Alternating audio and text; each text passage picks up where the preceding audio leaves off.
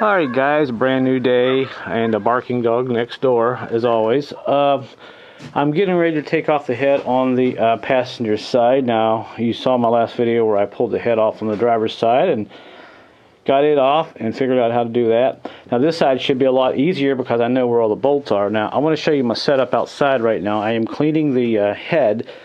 And here's the head gasket I took off last night that was leaking on this side, and I want to show you where it was leaking. If you look closely at the place right there where you see it's kind of, let me get the camera, there we go, that's cut.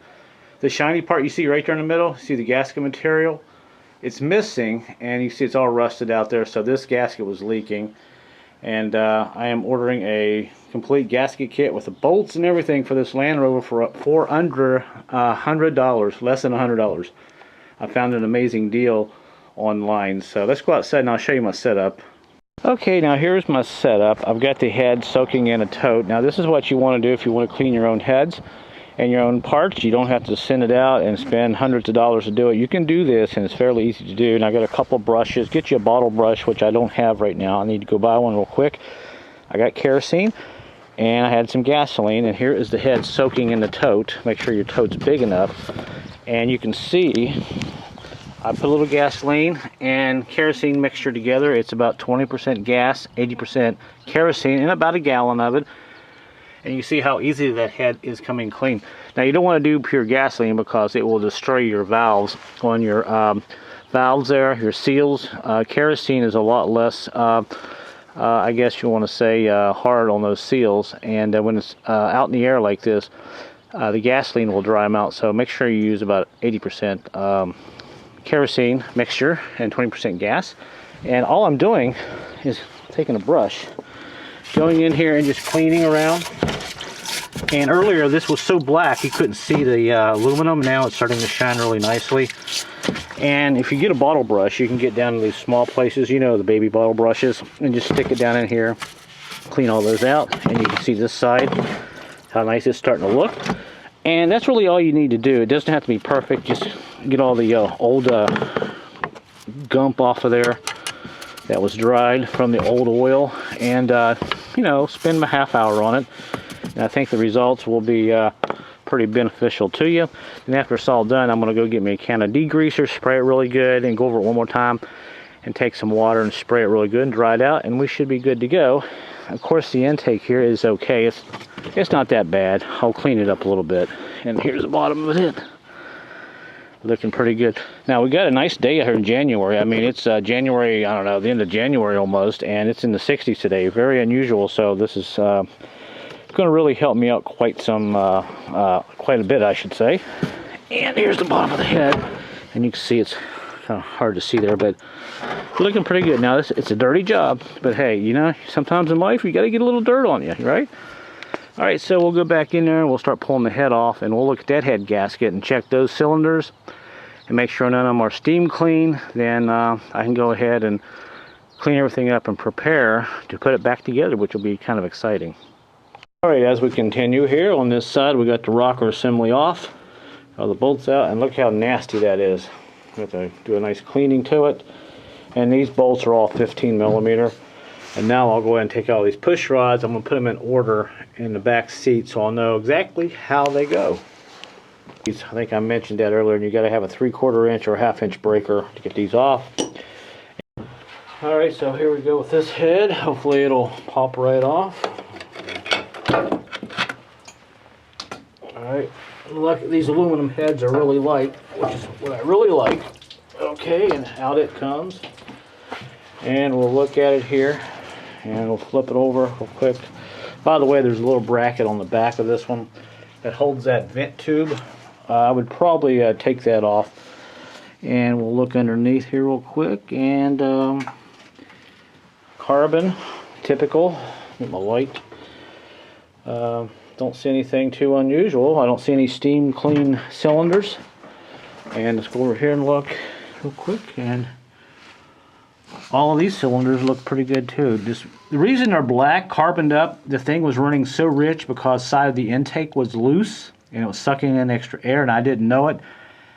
So that's why everything is so black, especially the cylinder walls.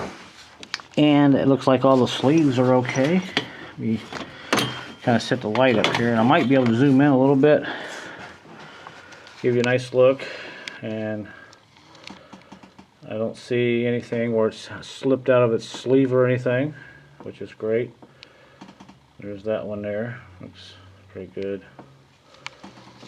That one looks good, and that one looks good. And like I said earlier, if it did slip out of its sleeve, you would hear a ticking, tapping sound when you first start it up. Then it goes away when it warms up. And also on the bottom of the head, you would look and see if you would see a groove cut into the top of the head from the sleeve bouncing up and down. And I am good, so this makes me really happy. So this engine is still doable. So even the top of the cylinders are smooth. I don't see any ridges. Get my light over here a little bit better for you. Really happy, everything looks really good.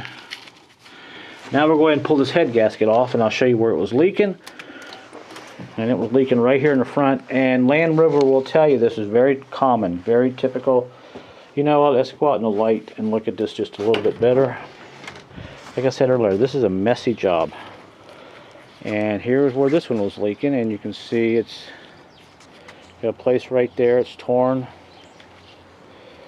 And on the back side here, it's, yeah, this gasket's so, oops, it just came apart there. So brittle.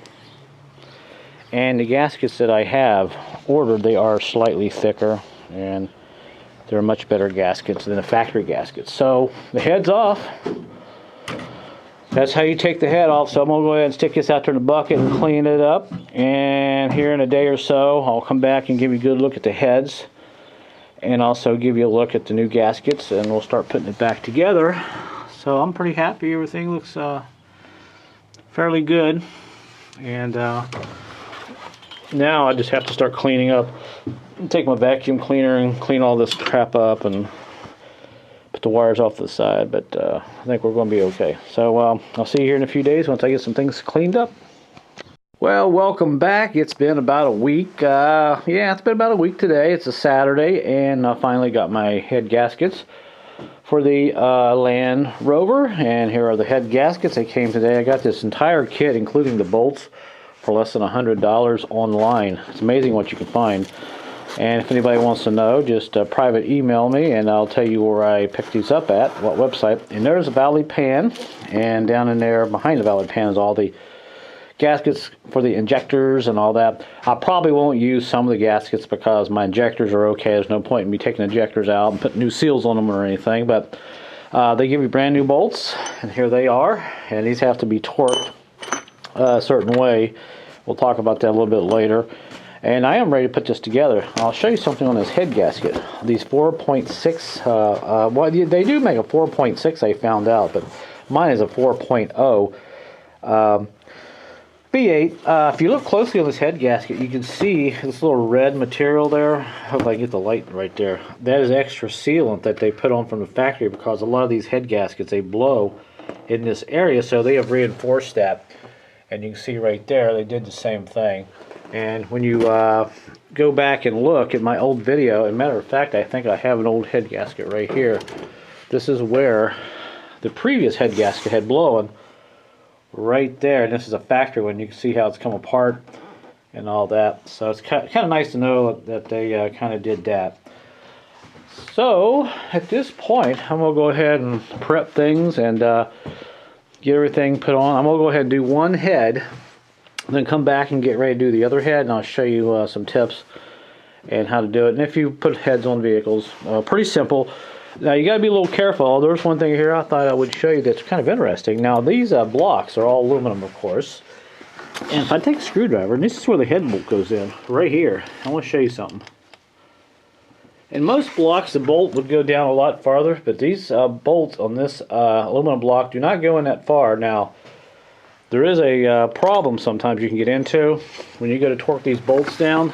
I forget what they tell you. They tell you to torque it down to a certain amount, then go 45 degrees and another 45. When you go that second 45, a lot of people are stripping these bolts out in the aluminum block. Beware.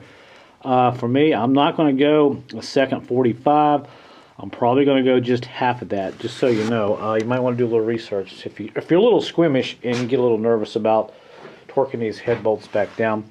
But there they are. I'm kind of happy we've got all those. And my old ones here, they seem okay, but heck, these came with it, so why not? I'll just use them. And they recommend that you do new head bolts anyway.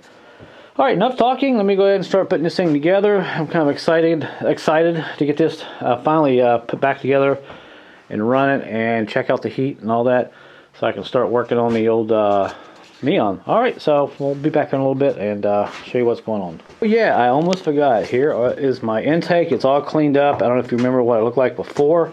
It's nice and shiny on the bottom. Did a pretty good job getting it clean. And there's the heads.